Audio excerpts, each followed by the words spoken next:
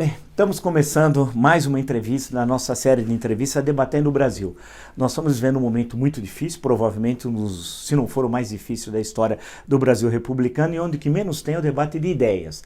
O que tem é agressão para lá, agressão para cá, e não nos interessa a agressão. Nós queremos discutir ideias, propostas para analisar o Brasil de hoje e as perspectivas do nosso país. E hoje nós estamos recebendo com muito prazer o senador Álvaro Dias. É desnecessário apresentá-lo, mas o senador Álvaro Dias tem uma longa carreira política no Paraná. Ele foi vereador, deputado estadual, deputado federal, deputado constituinte, senador várias vezes, governador de estado. Bem, fizemos um pequeno resumo. Agradeço muito, senador Álvaro Dias, o senhor ter comparecido para a gente bater um papo. Prazer, Vila. Eu estou aqui com satisfação, porque você realmente discute o Brasil sempre, no dia a dia. Né? Obrigado, senador. Vamos começar então pelo contemporaníssimo governo Bolsonaro. Como é que o senador analisa o primeiro ano do governo Bolsonaro? Bem, aliás, eu vou colocar, em primeiro lugar, preliminarmente, nessa questão que é crucial para o futuro do país. Nós temos que derrubar essa polarização. Nós temos que arrebentar essa polarização. É preciso mostrar para a sociedade brasileira que entre a extrema esquerda e a extrema direita existe vida inteligente. Eu não tenho nenhuma dúvida que esse extremismo da direita contamina o governo de tal forma que desaparece a competência e dá lugar à leniência, à omissão, à ineficácia. Não se governa. Não há a presença do presidente da República na articulação das reformas necessárias ao país. O Congresso fica batendo cabeça, Câmara e Senado, as reformas não acontecem, o governo não tem capacidade criativa e inspiradora de apresentar projetos de reforma. E nós estamos patinando, perdendo tempo. Você escreveu a década perdida do governo PT.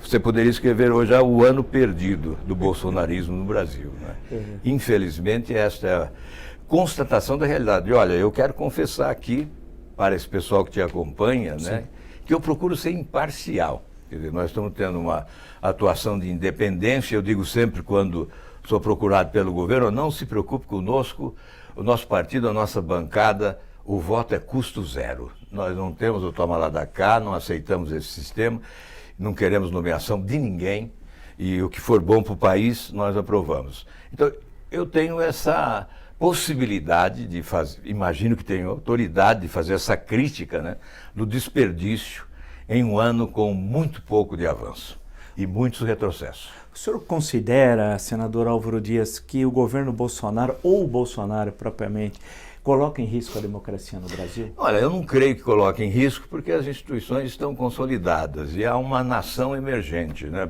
Milhões nas ruas a todo momento, reagindo contra atrasos. Eu imagino que o que está em risco, especialmente, é o combate à corrupção. Já tivemos aí retrocessos imperdoáveis. Né?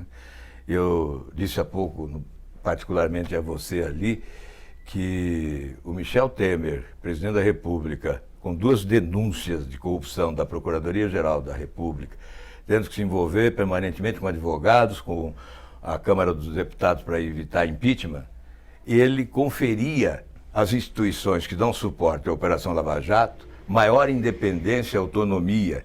Elas estavam mais fortalecidas e fortaleciam a Operação Lava Jato. E nós, neste ano, depois da eleição, imaginava-se, agora a corrupção está com os dias contados no Brasil, né? Os corruptos apanharão muito. Né? E eu, particularmente, pregava a institucionalização da Operação Lava Jato como política de Estado de combate à corrupção permanente. E nós temos aí os deploráveis retrocessos, não é? Veja COAF, veja Receita Federal, veja Polícia Federal, invasão de competência. Sem dúvida, um conluio, uma conspiração contra o combate à corrupção, um acordão entre cúpulas de poderes, que são interdependentes, mas se estabelecer um conluio de autoproteção, né, de reciprocidade na própria defesa. Então, isto é, a meu ver, o retrocesso maior repercutindo internacionalmente. Agora, o Brasil será convocado a dar explicações sobre esses retrocessos na organização, na OCDE, não é? Para 43 países, o Brasil terá que explicar, por exemplo, por que acabou com a prisão em segunda instância, né? Perfeito. E aí, colocar uma questão para o senhor. O senhor foi o primeiro, em 2018, ainda a falar que, caso eleito presidente, designaria Sérgio Moro para ministro da Justiça. Muitos falaram, tal, é o oportunismo eleitoral, não é, tal, o que é isso, é um absurdo. Bem, a história acabou acontecendo que o presidente eleito designou Sérgio Moro ministro da Justiça. Veja como é que são as coisas. Como é que o senhor analisa a atuação de Sérgio Moro no interior do governo com esse perfil que o senhor acabou de desenhar? Bom, primeiramente em relação ao oportunismo político, né, eu quero dizer que os que me conhecem muito de perto dizem que o meu mal é a irresponsabilidade no que diz respeito aos meus interesses, né, eleitorais. E mais ainda, o sincericídio, né? Sim. Que não há nada que eu diga ou que eu faça que não seja carregado de sinceridade. Eu sugeri o nome do Moro já no primeiro momento na convenção que me lançou candidato, porque eu desejava a institucionalização da Operação Lava Jato como política de Estado, não de governo, política de Estado de combate à corrupção permanente. Eu acreditava que o ícone, que tinha um apoio popular imenso, que era o Sérgio Moro, seria a pessoa adequada para conduzir esse processo. Agora, é evidente que hoje o Moro ministro é diferente do Moro juiz, porque como juiz ele era senhor das suas ações. E como ministro, ele deve respeito ao chefe, que é o presidente da República. O problema do ministro Moro é o presidente da República. Ele foi desautorizado algumas vezes, não é? E, obviamente, ele foi obrigado a compactuar com determinados retrocessos no combate à corrupção, porque ele caminha no fio da navalha. Ou ele fica, e aí tem que contemporizar para ficar, ou se ele enfrenta e bate de frente, ele acaba sendo excluído do governo. Nós apoiamos o Moro, continuamos apoiando. Lamentamos que ele tenha tantas dificuldades. Isso ficou claro no pacote, né? Anticrime, antiviolência, anticorrupção. O presidente da República não se movimentou, não contribuiu, pelo contrário. Ele concordou com o pé no freio na Câmara dos Deputados. E agora essa desidratação do pacote. Obviamente nós tivemos que aprovar no Senado, mas isso significa o quê?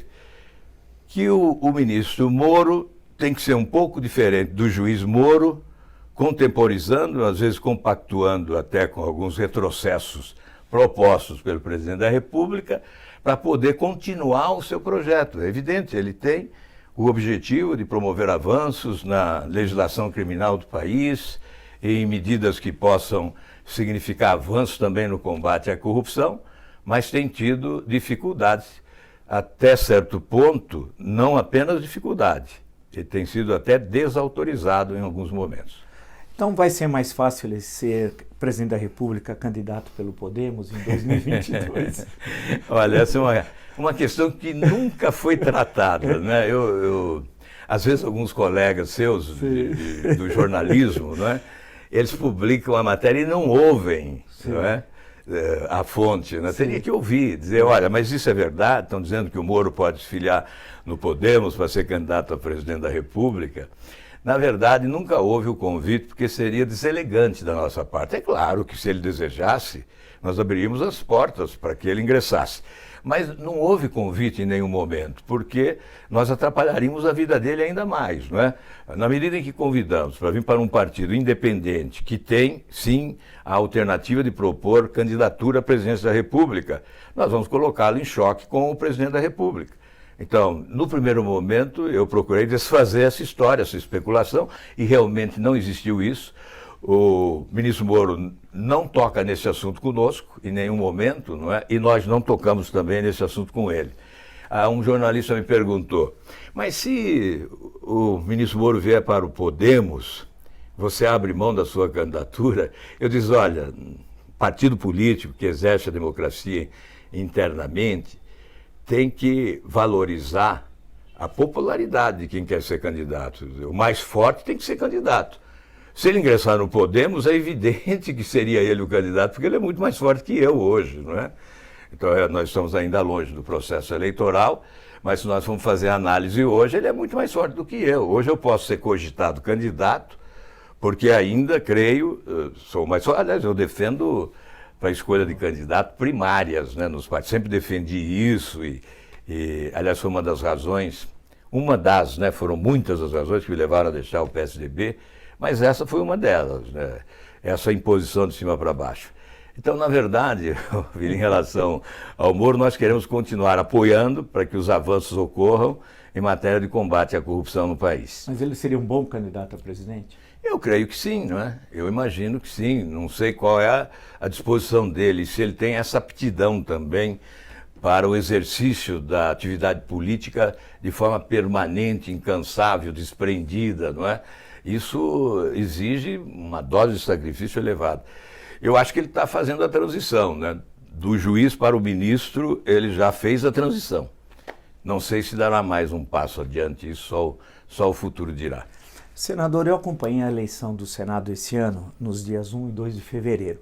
Acompanhei quase toda a sessão, foi muita tensão, tudo aquilo, aquela confusão e tal. Aí, depois, com a retirada da candidatura já de Renan Calheiros, todos aqueles incidentes, houve a eleição de Davi Alcolumbre. Bem, eu imaginei, acompanhando tudo aquilo e vendo o pronunciamento, houve uma grande renovação no Congresso, na eleição do Senado, perdão, em 2018. 49 né? senadores 40, diferentes. Diferentes, houve uma renovação como nunca na história, né? E tudo aquilo dava a entender, aquela eleição, que o Senado mudaria profundamente e com a derrota do grupo do Renan Calheiros.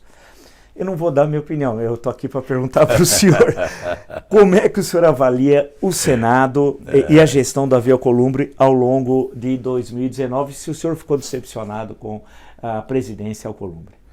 Não, já conhecia. Já conhecia.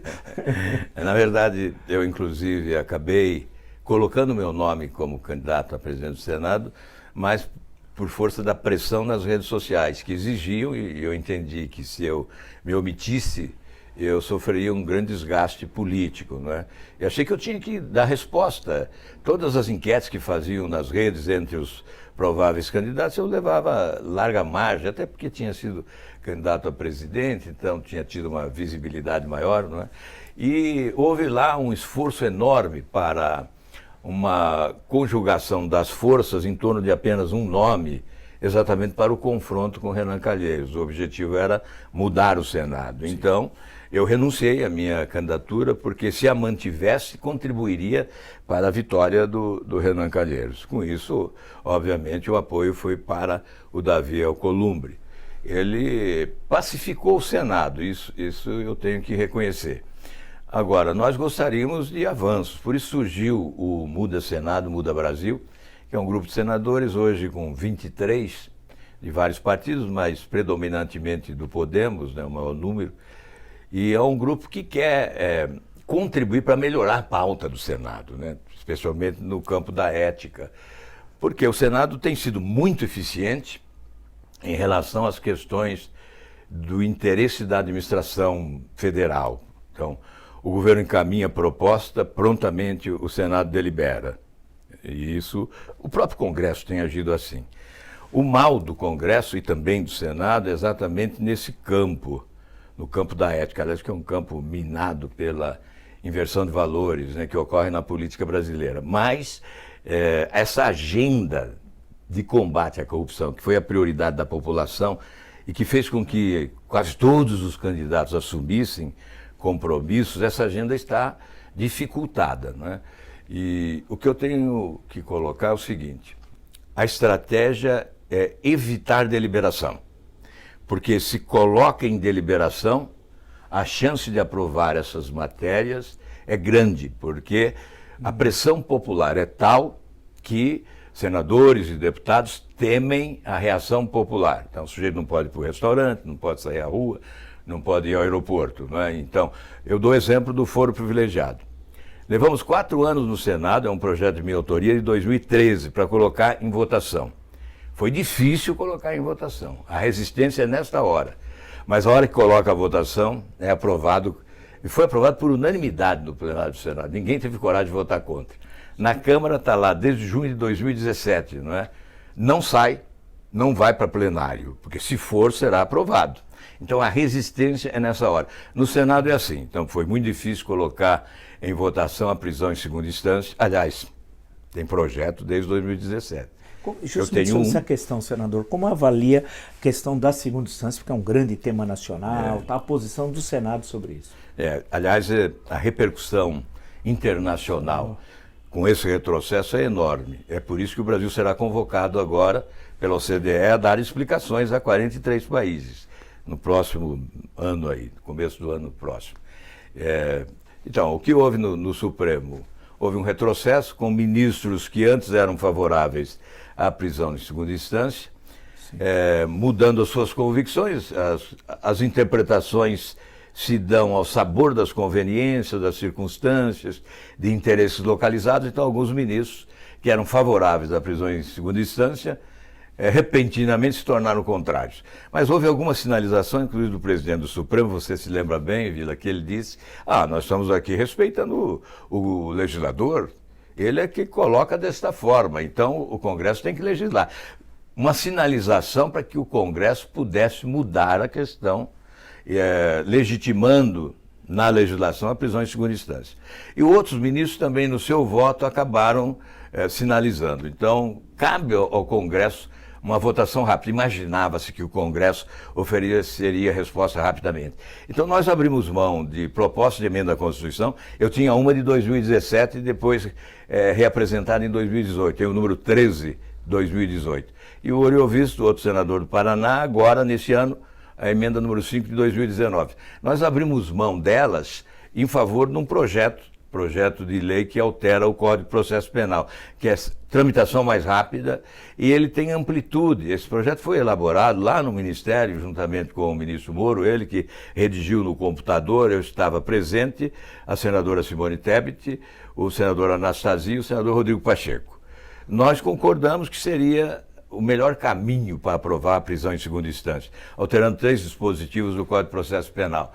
Pois bem, foi para o Senado e armaram, em determinada noite, um pseudo-acordo, Teve um articulador envolvendo...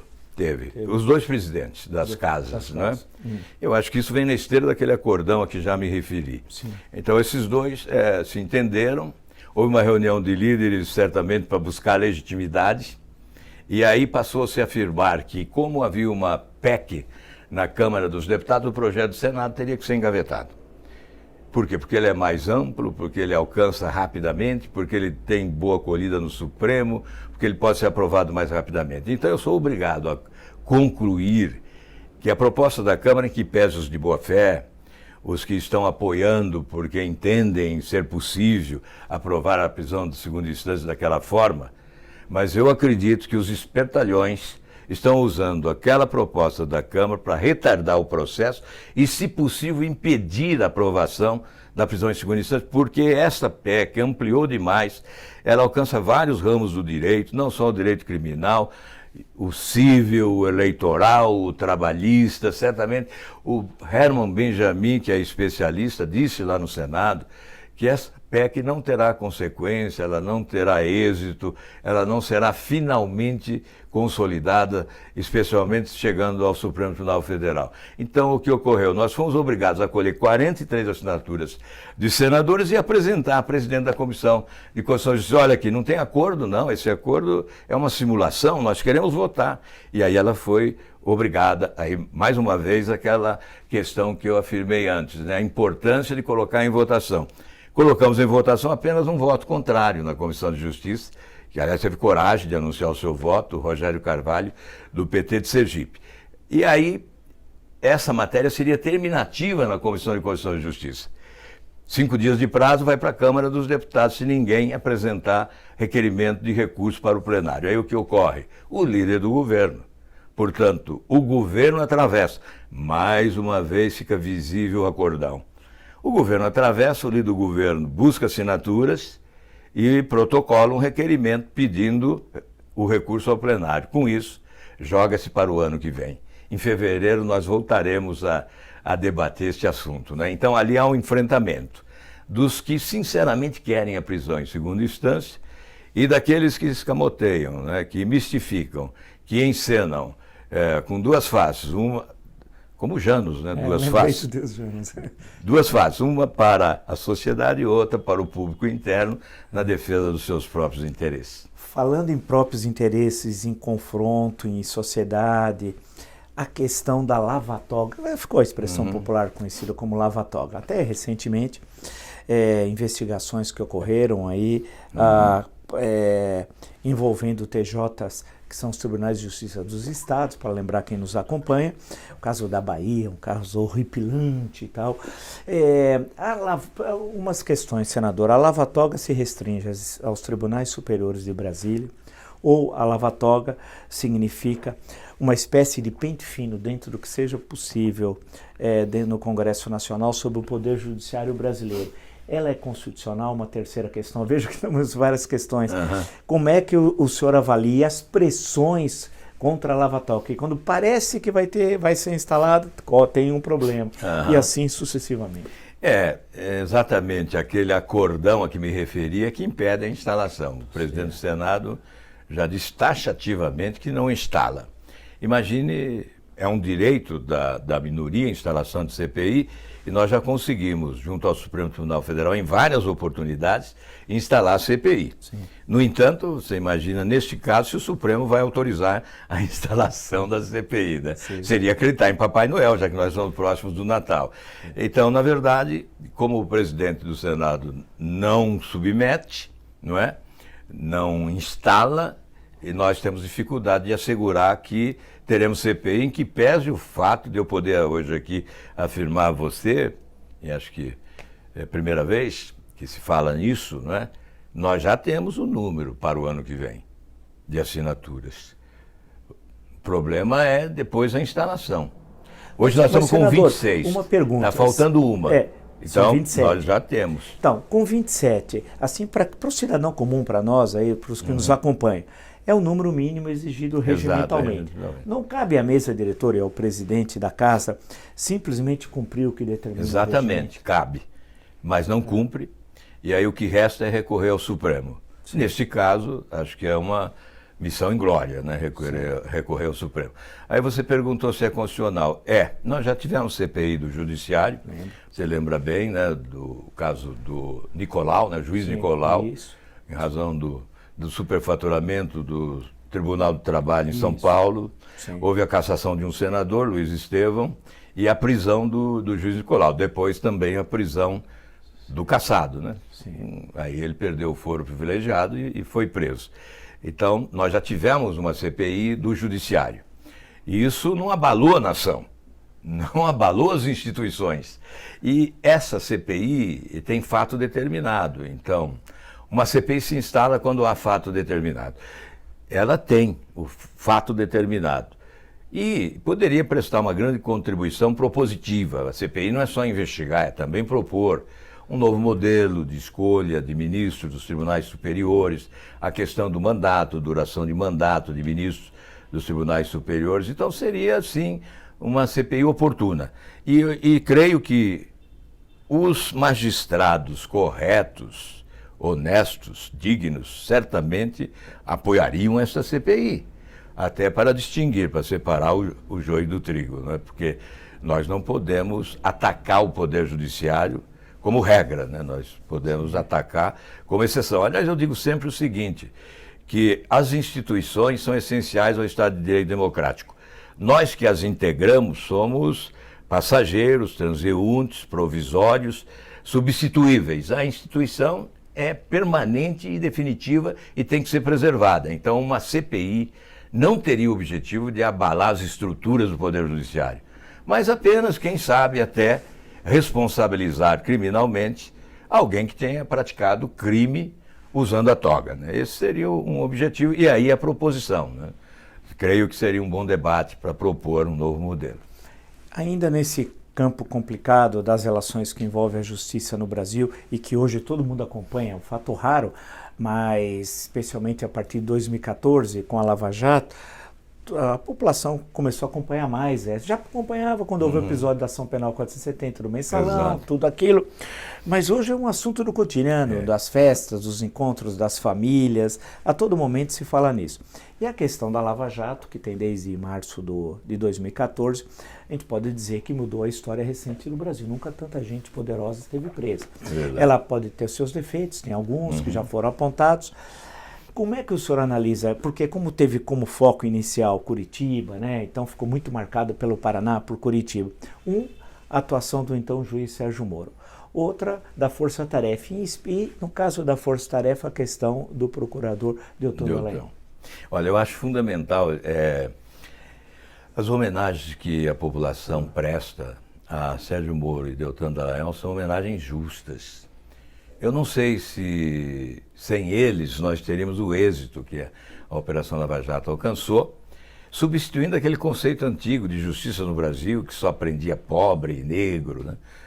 Pelo conceito de que é possível prender rico, poderoso, barões da corrupção, políticos famosos, né? Como ocorreu.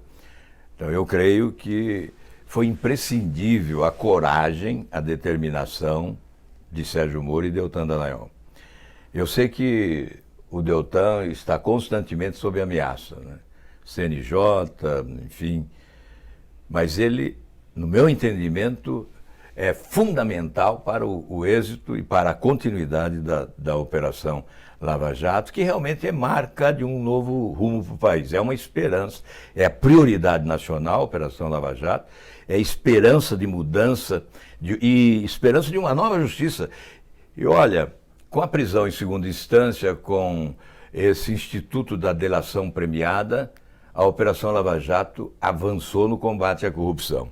Se nós tivéssemos acabado com o foro privilegiado antes, teria avançado ainda mais.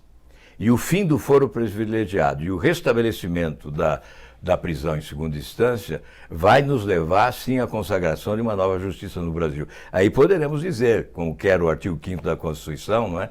Que somos todos iguais perante a lei. Senador, e as mensagens divulgadas por o Intercept Brasil, lá com todas aquelas trocas de mensagens entre os procuradores, o juiz Sérgio Moro, isso de alguma forma mudou a sua opinião sobre a operação? O senhor ficou...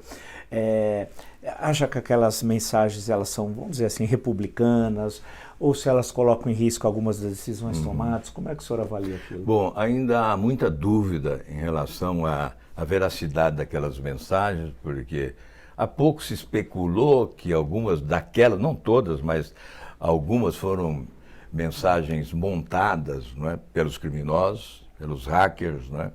Então há que se esclarecer isso ainda.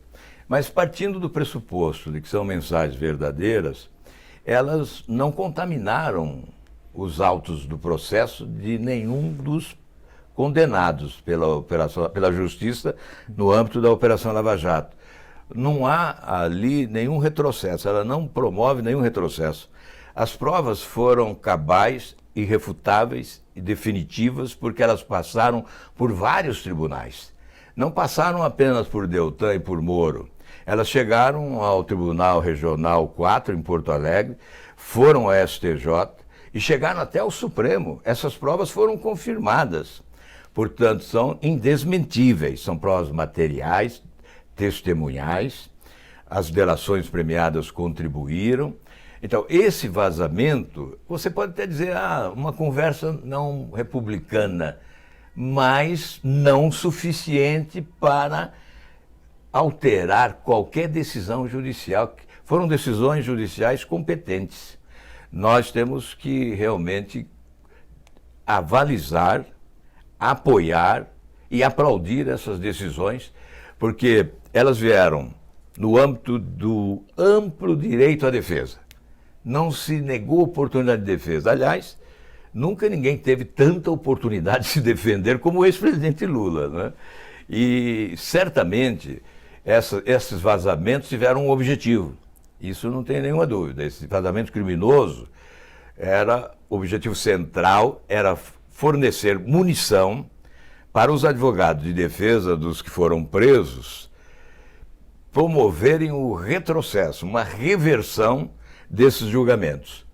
E isso certamente frustrou porque não se alcançou esse objetivo. E além disso, fulminaram a Operação Lava Jato, fazendo com que se desacreditasse dela, desqualificando os seus ícones, né? Especialmente Moro e Deltan Dallagnol. Então, 2 objetivos. Um, fornecer munição para reverter decisões judiciais consagradas. E a outra, para fulminar a Operação Lava Jato, atendendo ao interesse de muitos que estão com a Polícia Federal nos seus calcanhares, né? Senador, eu ando muito por São Paulo, converso com gente de diferentes cidades, classes sociais, formação escolar e tal. E as pessoas sempre diziam assim, não, tudo bem o que foi feito especialmente pela Lava Jato em relação ao PT, não, mas não só o PT, né, lembra-se, mas a questão das prisões, as condenações, aí passa por Lula, aí passa por Cunha, por tudo aquilo, o braço existente no Rio de Janeiro e tal. Mas as pessoas falam assim para mim e perguntam, mas e os outros? Né? E os outros? Aí eu vou transferir para o senhor essa resposta. E os outros? Eles falam assim para mim, eu pergunto, eu pongo e o Aécio Neves? E aquelas gravações com a questão da JBS? Será que... E são pessoas que sempre foram, elas falam assim, eu nunca votei no PT, ou eu me decepcionei com Lula, mas espera, e os outros? E os outros? E eu pergunto para o senhor, e os outros? A resposta é fácil, né?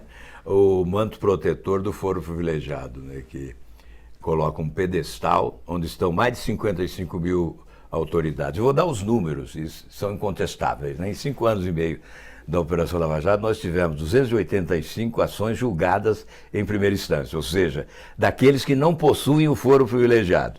285 ações com quase 3 mil anos de cadeia. No Supremo, apenas uma autoridade foi julgada, um deputado do Paraná, com 13 anos de cadeia. Portanto, veja aí a diferença. Quem faz a diferença é o maldito foro privilegiado.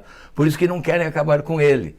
Aí a resposta seria, os outros também poderão ser presos, porque eles já perderam o foro privilegiado. Então, o Supremo Tribunal Federal tem uma arquitetura para não funcionar no campo criminal. E não funciona. Veja, quantos são os inquéritos em curso envolvendo parlamentares e outras autoridades que têm o foro privilegiado? Não chega ao julgamento. É por isso que o fim da prisão em segunda instância é uma lástima, porque o Brasil é o único país do mundo que tem o quádruplo grau de jurisdição. E quem depender do Supremo Tribunal Federal para ser preso, vai viver, mesmo que seja longevo, vai viver muitos anos de vida e não será julgado, não irá para a cadeia.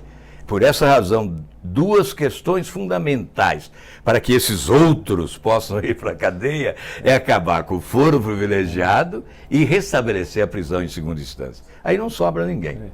Deixa eu colocar uma questão para o senhor, que também, tanto com eu, nós fizemos história, né? Uma questão histórica meia do tempo presente, a eleição de 2018. O senhor foi um dos atores da eleição de 2018.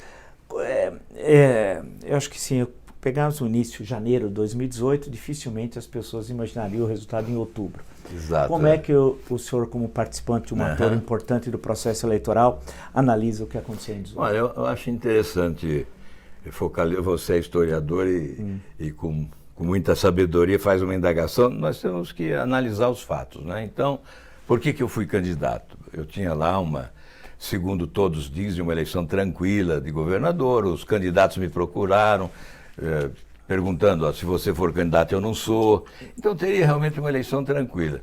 Mas eu achei que eu tinha uma responsabilidade maior e eu identificava um sentimento coletivo. Estava no inconsciente coletivo um sentimento irresistível de mudança do sistema. E eu imaginei que eu poderia galvanizar esse sentimento para uma candidatura alternativa. E por quê? Porque nos 16 anos eu combati duramente o PT, eu brincava até no Senado, o dia que eu não bato no Lula eu não consigo dormir. Então, denunciava todos os escândalos, participava de todas as CPIs, fazia voto separado porque não concordava com o relatório Chapa Branca, ia ao Procurador-Geral da República, protocolava representações. Só no caso da Petrobras eu protocolei 19, a última no dia 22 de dezembro de 2012, isoladamente fui lá, congresso em recesso, protocolei sobre Pasadena. Depois, em fevereiro de 2013, o Ministério Público instaurou os procedimentos e começou a investigar. Então, eu entendia que, bom, se há esse sentimento de mudança, como eu combati esse sistema, aliás, não combati só na campanha, combati a vida inteira, por isso sempre irrequieto, inconstante, inconformado, mudando, né, mudando de sigla, tentando encontrar um espaço arejado e tal. Então, eu sempre combati esse sistema. Quem acompanhou de perto sabe disso. É evidente que poucos acompanham. Mas, então, eu achava que podia galvanizar esse sentimento de mudança. E aí pensei, pô, mas eu não tenho partido, eu tenho um movimento que está se organizando agora. O Podemos nasceu no dia 1º de julho de 2017. Então não tinha tempo de TV, não tinha recurso de fundo eleitoral, muito pouco. E eu disse, olha, mas eu acho que vou ter espaços de comunicação na imprensa, aqueles debates e tal, eu acreditava nisso. Depois eu verifiquei que os debates têm pouca audiência, né? Então até pelo horário. Então não tive auditório, na verdade, nem talvez não tenha tido também competência de convencer as pessoas que eu tinha uma proposta alternativa que poderia dar resultado. Mas aí os fatos que ocorreram, e eu considero determinante, aquilo que eu disse logo na abertura do programa, a polarização. Então um alimentou o outro. Um extremo alimentando o outro, porque ambos tinham o mesmo interesse, ambos irem para o segundo turno. Bolsonaro achava que só ganharia do PT e PT achava que só ganharia do Bolsonaro. Depois veio aquele episódio triste, infeliz, lá de Juiz de Fora, que aí promoveu uma certa comoção e isso também influiu no primeiro turno, no resultado do primeiro turno. Houve um esvaziamento das candidaturas de centro. Quem tinha uma tendência mais à direita migrou para Bolsonaro. Quem tinha uma tendência mais à esquerda migrou para o PT, para o Haddad. Então houve, todos nós ao centro, perdemos a musculatura, né? Ao final eu até disse, olha, eu tenho que agradecer os meus amigos, porque os meus eleitores foram todos embora, inclusive do Paraná. Eu só fiquei com os amigos, porque houve um processo incrível, né, de mudança repentina. Há poucos dias eu recebi no meu gabinete um médico do Rio Grande do Sul, acompanhado de um outro empresário, ele foi para dizer, olha, você não deve desistir, essa eleição não valeu. Você ia fazer uma grande votação no Rio Grande do Sul e, de repente, houve um vendaval que levou todos os seus eleitores embora. Então, houve um fenômeno nesta campanha eleitoral, que foi o medo do PT, principalmente, né? Aí pregaram o voto útil e houve interesse dos dois lados. E, olha, vamos dizer, a mídia colaborou também, não é? E ainda continua a colaborar. Há poucos dias eu vi uma manchete de jornal dizendo o seguinte, Lula e Bolsonaro irão ao Nordeste. Aí eu fiquei pensando, eu falei, por que Lula e Bolsonaro? O Lula poderia ser manchete se a notícia fosse Lula volta à prisão. Ele não pode ser candidato a nada. Ele está condenado 2 vezes, em segunda instância. Não pode ser candidato a nada. Eu não entendo por que alimentar essa polarização.